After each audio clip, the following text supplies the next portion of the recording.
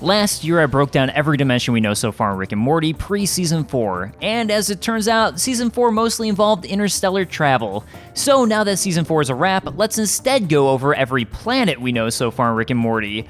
Also, please forgive me if the spelling of any of these planets is wrong, as I'm not sure if there's an official spelling for some of them. Surprisingly, the first episode of Rick and Morty we see planetary travel is in Episode 7's Raising Gazorpazorp. Here, there's an entire asteroid that's just a parking lot with a pawn shop on it. While it's likely just an asteroid, or moon, that's all fair game here.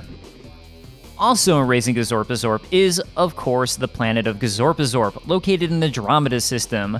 While Rick uses his portal gun to get there, Summer and Rick are able to return home via a spacecraft, meaning it must still be in this universe. Gazorpazorp is filled with both the brutish male Gazorpazorps and the advanced intelligent female Gazorpazorps. Okay, this one's not technically a planet anymore, unless you ask Jerry. I don't care what anyone says. If it can be a planet, it can be a planet again. Planet, planet, planet, planet. But close enough. Pluto is featured in Episode 9 Something Rick It This Way Comes, and features the various Plutonians, with the rich ones trying to claim Pluto can still be classified as a planet in order to slowly destroy the planet for profit. Once again, this one isn't technically a planet, but I don't really have another way to classify it other than a massive, massive space vehicle, and besides, by Season 3's Tales of the Citadel, it's reminiscent of a planet anyways. I'm of course talking about the Citadel of Ricks, where a large portion of Ricks and Mortys have decided to live.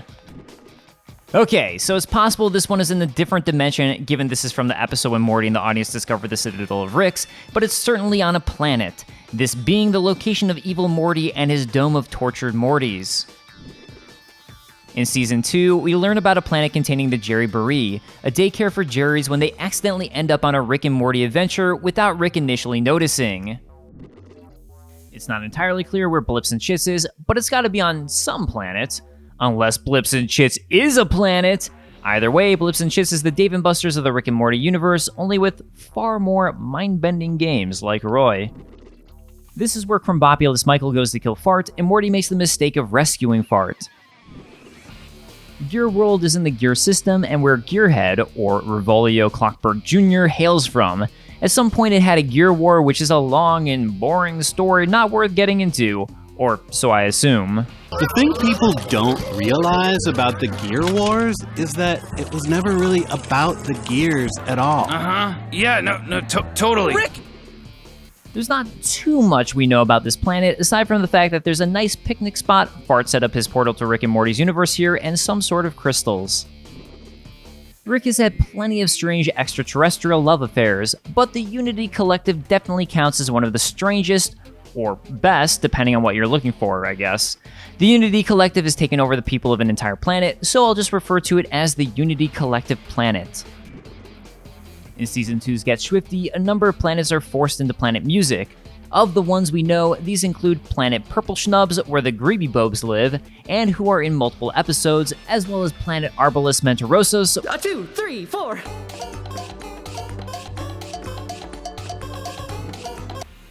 As it turns out, Ice-T comes from the planet of Alpha Betrium, where everyone is the letter of the alphabet. Ice-T was originally water tea before being frozen, and their arch nemesis is the Numericons.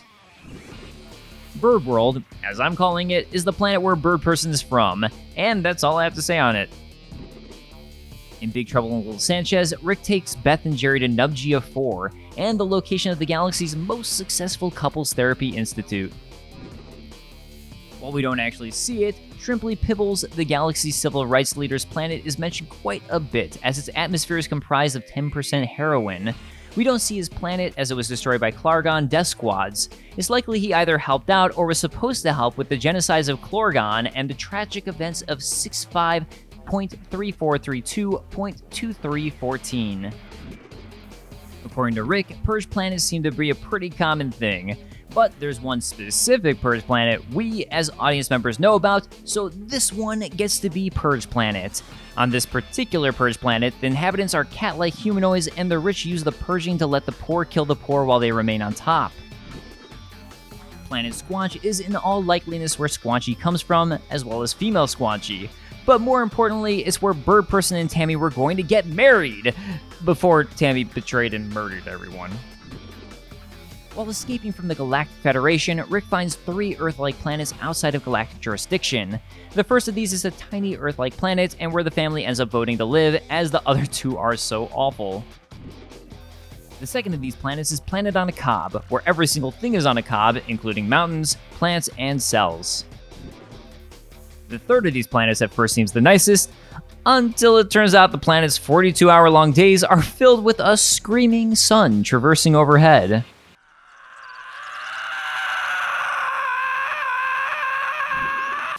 Like the Citadel of Ricks, this one's not technically a planet, but still super important.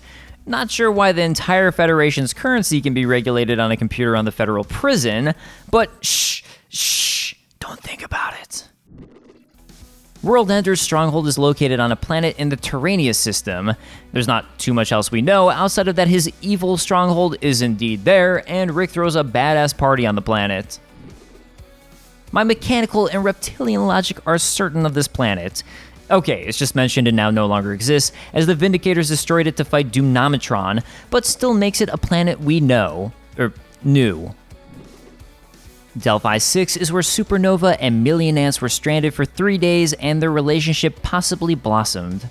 We had a child together. What? I conceived a child with Million Ants and it died inside me because it was half a million ants and half collapsing star!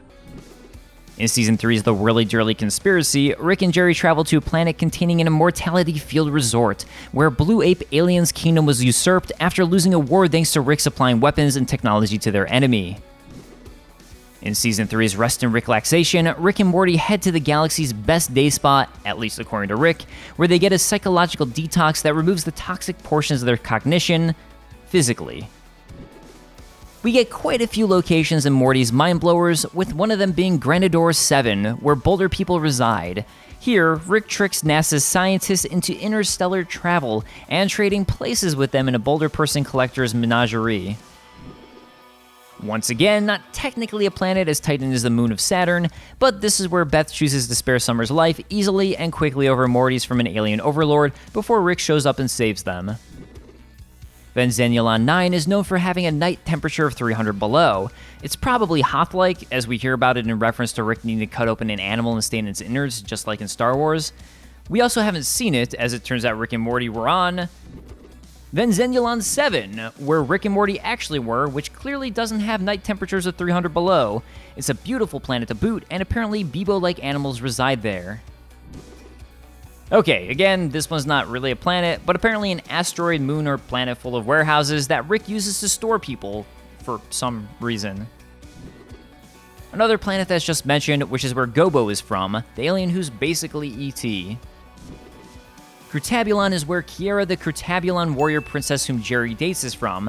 Apparently their species focuses on relentless hunting.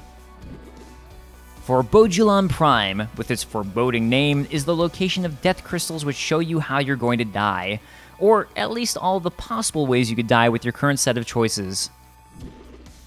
Not sure if it has a name, but Rick's secret toilet planet does have beautiful nature and one mostly undisturbed toilet.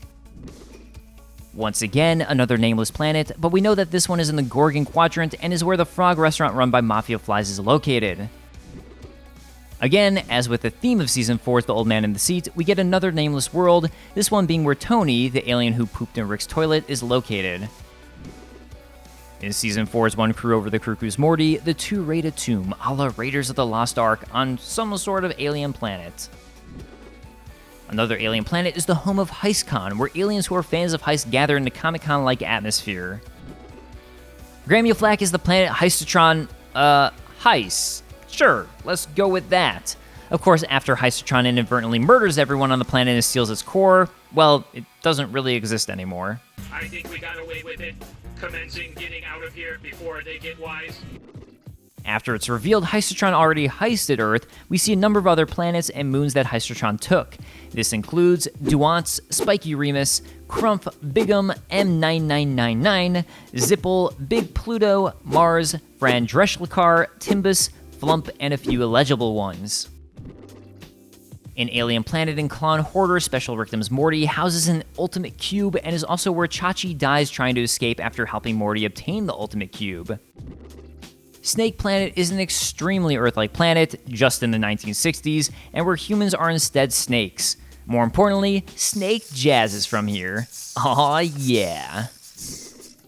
The Glorzo asteroid is an area where the alien-like Glorzos are from, and which Summer helps turn into a full-fledged civilization, before Rick, Morty, and Summer completely destroy the whole thing. Not much to know about this planet, except that there's an acid factory with acid pouring out on it. Gaia is the planet Rick f***ed and killed Rick and Mort. That's it. That's all you need to know, really. Season 4's Star Mort Return of the Jedi revealed that Beth was indeed cloned, although it's unclear which Beth is the clone. The Beth who went off to have sci-fi adventures became a resistance fighter at the Defiance, fighting off against the Galactic Empire. We briefly see that they have a base on an alien planet where Beth returns to get medical treatment. And there you have it. Every planet, big or small, that we know so far. Were there any that I missed? And while Rick and Morty never seem to return to planets, if they were to, which would you want to see again, or what alien species do you hope shows up in the future? Let me know in the comments below, and I'll see you guys next time. Peace.